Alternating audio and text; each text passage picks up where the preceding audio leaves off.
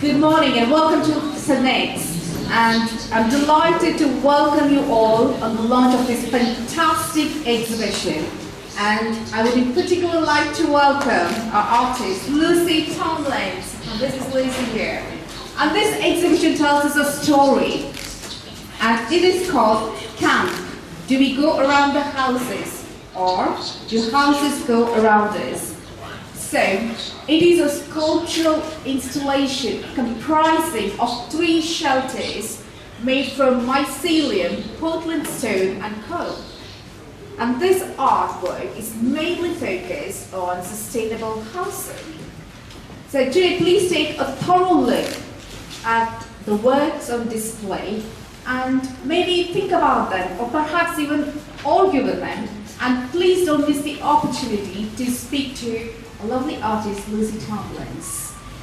And now I'll invite Father Crispin to share his thoughts about this exhibition. Thank you, and thank you for coming down. I've seen a number of people who were going to come who haven't because of the weather, and the weather is, I can just see those in the doorway, beginning to blow a bit out there, isn't it? It's not too bad. And Lucy will take us on a tour, which is why the speaker has got a plastic bag over it. So we will see the installations, but there is takeoff here, so obviously you can keep a warm drink in your hand and come back in for warm drink. All I would say was about the final exhibition panel. So the exhibition is all things, nothing goes well, it's stuck at the printer, but you've all got it in your hands, and Lucy will talk us around the sustainability issues around housing in the context, but the final panel on the back of the piece of paper you've got in your hand is around homelessness. And I wanted to make that link for us here at Liverpool Parish Church as part of the work which we do across the city of Liverpool and the engagement which a lot of communities in Liverpool are having with homelessness. All art is contextual in some way or other, and as this work comes to Liverpool and comes onto this site, then some of our context is around not just housing, but those without a home. And 3 years ago, we unveiled the Homeless Jesus sculpture out in the gardens, which many of you will know. And I love that sculpture because of the way that people miss it and ignore it and walk past it. And then suddenly, the 10th time they walk past it, they notice it and then feel guilty for not seeing it. It's a very interactive piece like that. And I hope that the sculptures today will also be seen as interactive pieces. One in particular will be very interactive as it disintegrates. We've got to hope it doesn't disintegrate just by the end of today. But, Lucy will talk us through that one later. But homelessness and street homelessness in particular is something which is endemic in all our communities and cities, and the only way to solve homelessness is to give everyone a home. So thinking about sustainable housing is a very significant way of thinking, well, how are we going to house people? What are the steps going to be from the Homeless Jesus sculpture through to the structures which we're going to have a look? And there are many people here who are engaged in different ways in that. For example, Tom over there is Chief Executive of Local Solutions, which is engaged with homelessness and provision of facilities for people coming out of homelessness and then moving them on to the next thing, to the point where they'll be in housing. And so one of my roles in the city is chairing a campaign called Change Liverpool, which is a multi-agency approach with all the major homelessness charities, business sector, the statutory providers, the City Council, and over the next few weeks, months and years, we're going to be doing, you'll hear much more of us, much more public engagement around street homelessness in particular, and how we can all be part of the solution to that. That's for another time, but I just wanted to make that link that as we look around housing, we also think of those without housing, and we need to bring those two issues together to solve a significant issue for our city. So I've slightly hijacked the issue there, but thank you for coming, and I'm looking forward to our tour in just a moment. Thanks, Father Crispin. And thank you, Lucy, for making this exhibition possible. And would you like to share your thoughts on this exhibition? Yeah, I'll say I'll talk in here because as long as possible before we go outside. Yeah, thanks for having this work here as well. I think first thing I want to say, and it is very much a work that is about a kind of a dialogue with place and a starting point for conversation. So I don't really feel like it's a work in and of itself. It's about kind of catalysing these kind of connections between a range of issues that are impacting our kind of lives and our social context in this day and age. And yeah, so the piece has been around, I guess, 2 years in the making, and really was developed, over lockdown at a time when I think a lot of us were reflecting in many ways on our kind of lives, on my art practice, on our relationships to kind of space, our context. We were to home as well. Those of us lucky enough to have home were stuck at home, thinking about maybe DIY, how to kind of make it a better environment. And obviously, people like that were in a very privileged position compared to others. And so I wanted to kind of think about, just kind of what. These forms are kind of 3 very simple, kind of redacted forms. They're kind of maquettes for something larger. I imagine that this is kind of a piece. I imagine that this is a kind of a moment in a piece that's going to continue to evolve and grow. I kind of see a kind of whole camp of these shelters at some stage in the future. A camp that is, could be a festival camp, could be a migration camp, could be a protest camp. And this is kind of an exploration of how to kind of develop that work and how to think about how that resonates like within a particular community. So these are really simple rectangular cavities that relate in scale, pared down to a single human form with a very simple kind of drape over the top.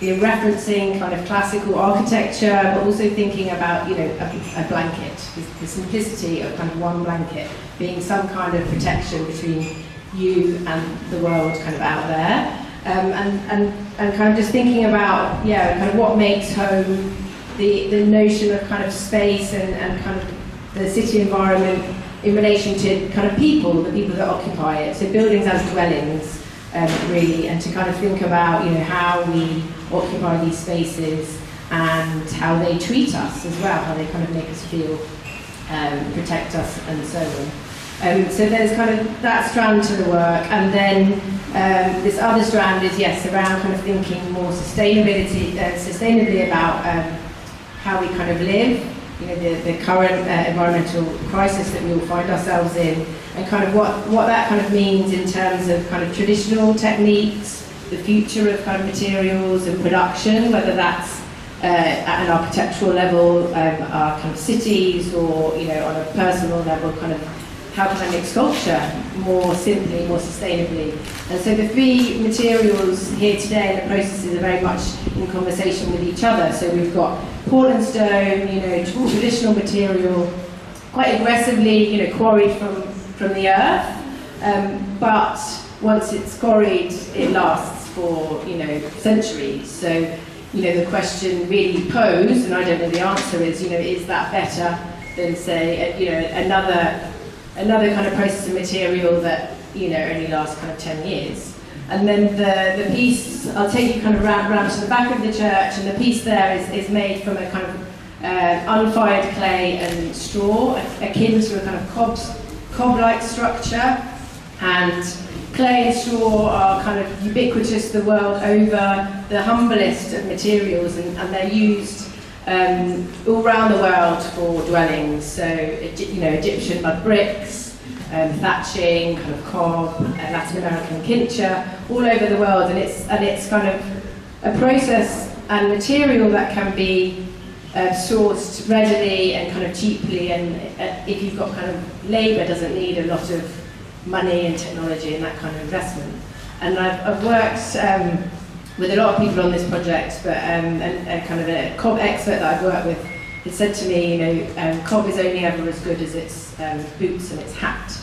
And so it has the condition in its material qualities to exist again for kind of decades or erode very quickly in a short space of time.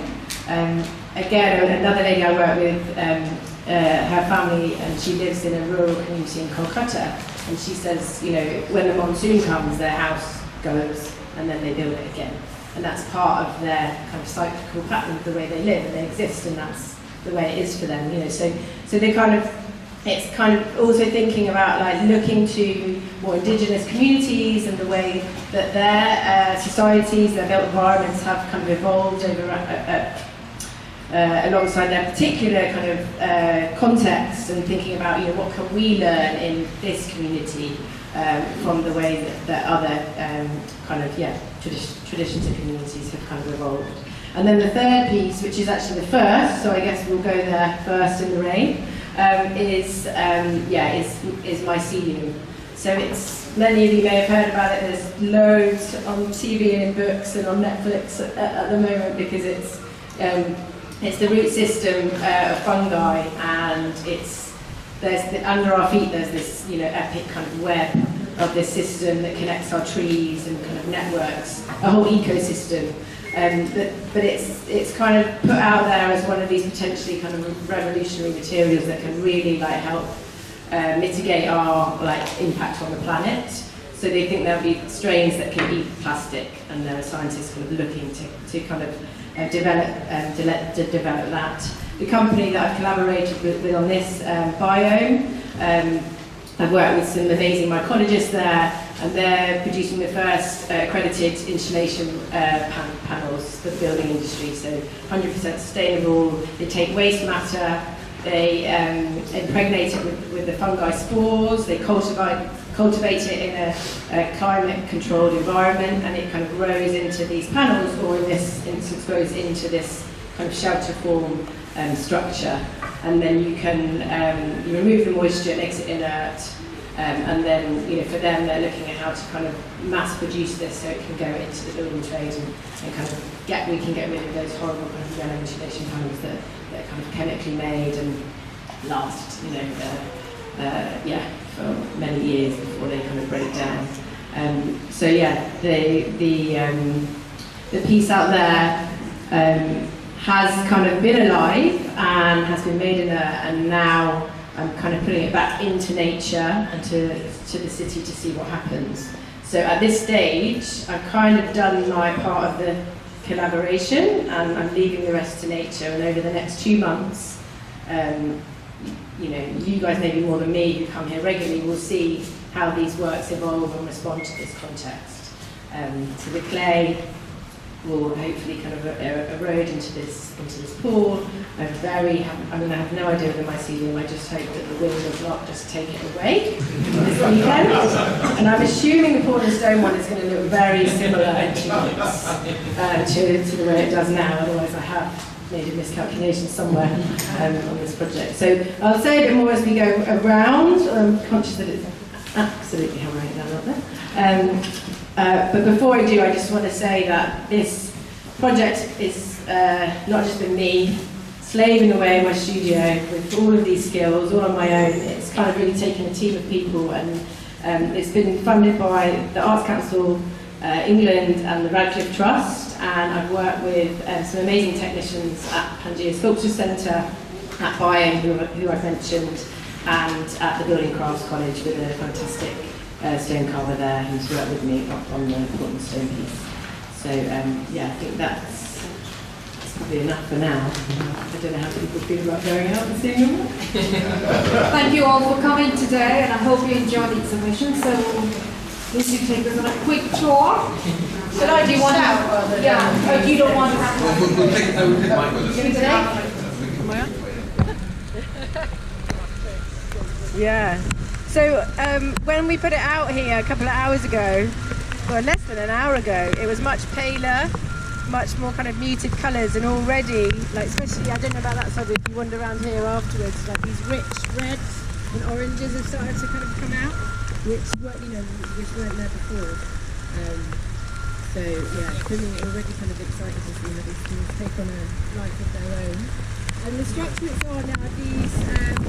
They're recycled plastic timbers, and again, the idea of putting it on that was to kind of begin this dialogue between the kind of natural and the man-made, and thinking about the environment and sustainability and recycling and kind of what is kind of better in what context. And I was quite excited to use these plastic timbers, and then I had to kind of work them in the studio, and as these kind of small bits of plastic sprayed everywhere as I was kind of cutting them, I really did think, well, actually timber is still the kind of best, you know, like for me the best material. Like sticking with the natural feels a much kind of nicer way of working. But yeah, just do have a look. It's very fragile and it's super light, but do feel free to kind of touch it, because I think the most exciting thing about this one for me is how unusual this material is. You know, it's not something that we know, like that we register, that we've seen before. And I think, you know, that's like in itself, that is the way I do it. Yes. Stay like 10 days. Stay like 10 days. So it's a mix of this kind of waste matter kind of sawdust mix that they put the kind of spores into, and then these more foamy yellow bits using these little nozzles. And yeah, if you can go underneath actually and go into the frame if you want to look in the cavity. You can kind of feel free to go in to like to feel the kind of smoothness on the inside. Just have a look. I won't say too much. I think it kind of speaks for itself. We've all seen Portland stone in and around our cities. We understand it as a material that, you know, our kind of major buildings are kind of built out of.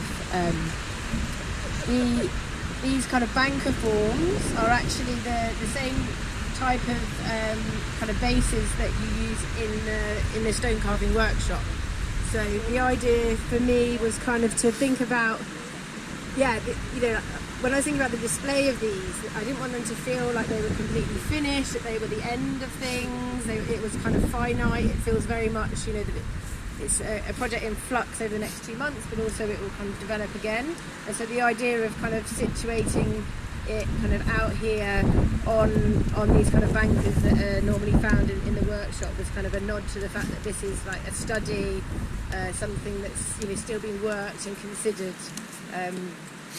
And they take a lot of weight, which is also really important, given how heavy this is. So this one is kind of a real nice mix of kind of old, like traditional techniques and like really kind of new technologies. So an original maquette, I made an original kind of one-to-one maquette out of timber and concrete canvas.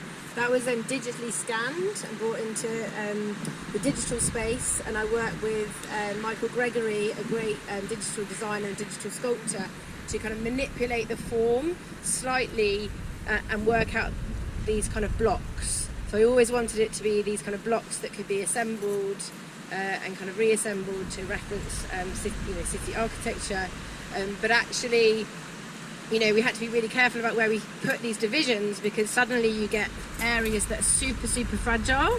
And if that had been a little bit thinner, then, you know, that runs the risk of just being snapped off. So, so we were able to kind of play around and test different configurations digitally in a way that didn't cost me, obviously, thousands of pounds getting it wrong too many times. And then once we were kind of happy with the form, we had the digital kind of render to work off the original maquette, and then we produced 2D templates for each angle of every block, which then we used, the stonemason and I used to kind of carve back to those templates, working the individual blocks before kind of assembling it and kind of finishing it as kind of one piece in the workshop.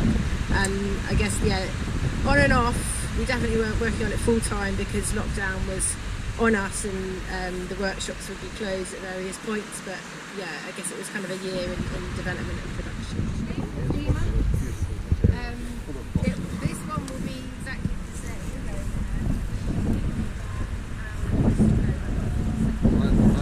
I adore this stuff. It's full of fossils. This will eventually.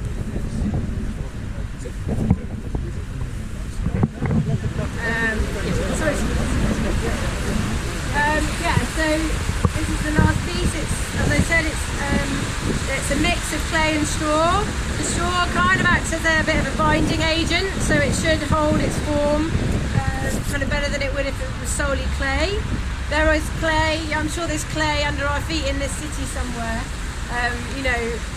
The clay here was extracted from Newbold Common, which is a park very close to where I live. A long time ago there was a brickworks on the site, so I was kind of researching the geology of the area to kind of find where I could collect the clay locally. So we dug it up from the ground, we dried it out, smashed it into tiny pieces, and then remixed it with water, and it became a kind of slip.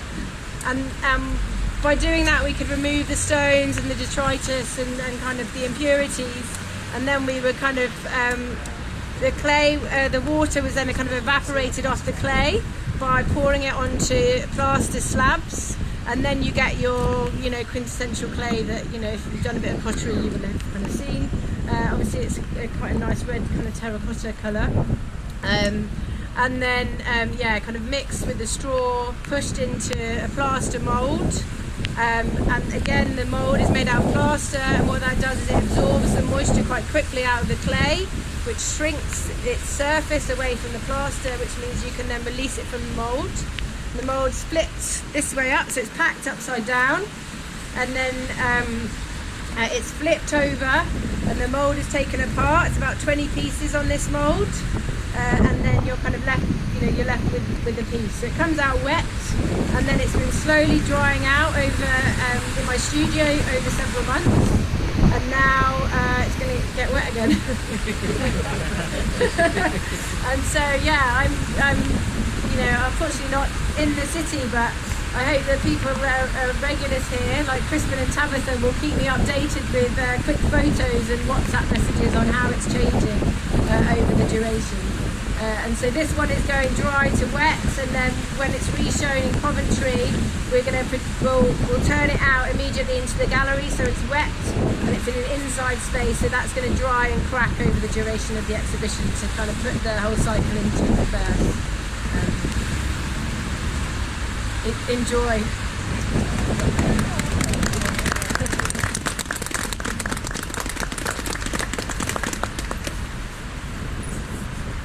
Cup of tea.